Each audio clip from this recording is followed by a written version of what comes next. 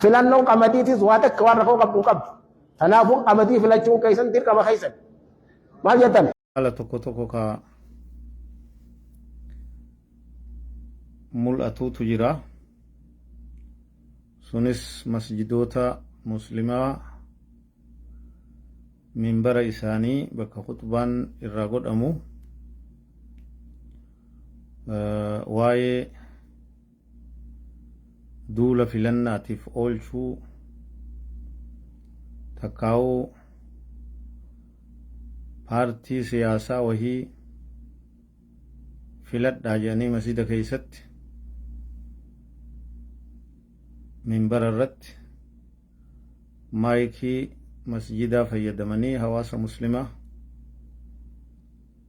duula filmaataatiif oolchuun dogoggora guddaadha. Badii hamtuudha. Masjidni ka dhaaba siyaasaa kamiiyyuu miti, ka rabbiiti, ka muslimtootaati. Imaamni dhaaba fedhe deeggaruu dandayaa, barbaadus hoogganuu dandayaa, sun dhimma mataa isaati. Ammoo masjida fiduu hin danda'u. Dhaaba deeggaru san ka jaalatu san masjidaan alatti itti hirmaatee waan fedheef dalaguu dandayaa. Masjida rabbii keessa, masjida hawaasaa keessa dhaabni tokkolleen hin dubbatamu.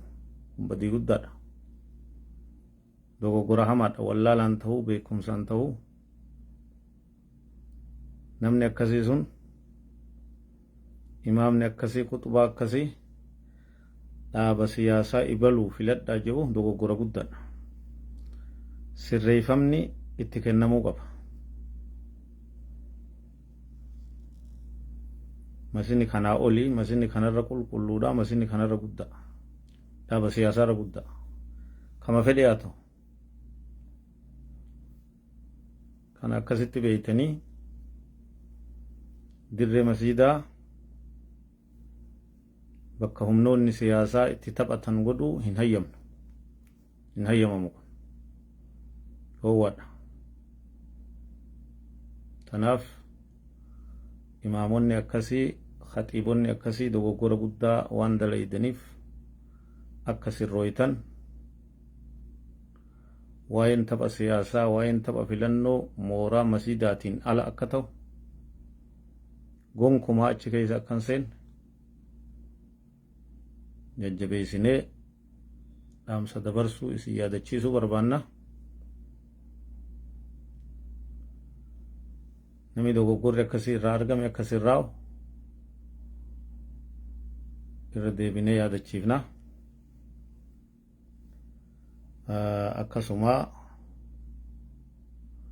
waa'ee rakkina bakka adda addaa muslimtoota irratti deemaa jirus wal yaadachiisuun barbaachisaadha. Waa'ee daaroo labuu aanaa lameen, daaroo labuutii fi hawwii guddinaa keessatti namni hedduun guuramee badii takka malee hidhaa jiru. Ciida guyyaa kabajamaa kana dubartootas hidhatee, dubartiillee hidhatee hidhatti dabarsaa jiran waan balaaleeffatamuu qabu. Zulmii miidhaa dirree baate sagalee ta'uu fi akkasumas du'aa'ii godhuufiin barbaachisaa ta'a. Bakka jirtanitti jabaadhaa, tokkummaa keessan eegaa, sodaa rabbii keessatti jiraadhaa, diin keessan jabeeffadhaa, walquba qabaadhaa, tokkoomaa badirraa fagaadhaa, daangaa rabbii, wasana rabbii eeggadhaa. Sodaa rabbii keessatti islaamummaa jalatti karaa nabii keenya sallallahu alaihi wasallam qabattanii akka irratti jiraattan isin yaadachiisaa. Dhaamsi gabaabaan kanumaan xumuramaa. هذا والله أعلم وصلى الله وسلم وبارك على نبينا محمد وعلى آله وصحبه أجمعين والسلام عليكم ورحمة الله وبركاته. بسم الله الرحمن الرحيم. الحمد لله رب العالمين وصلى الله وسلم وبارك على نبينا محمد وعلى آله وصحبه أجمعين. أما بعد، دعوتك إنك وجمع. السلام عليكم ورحمة الله وبركاته.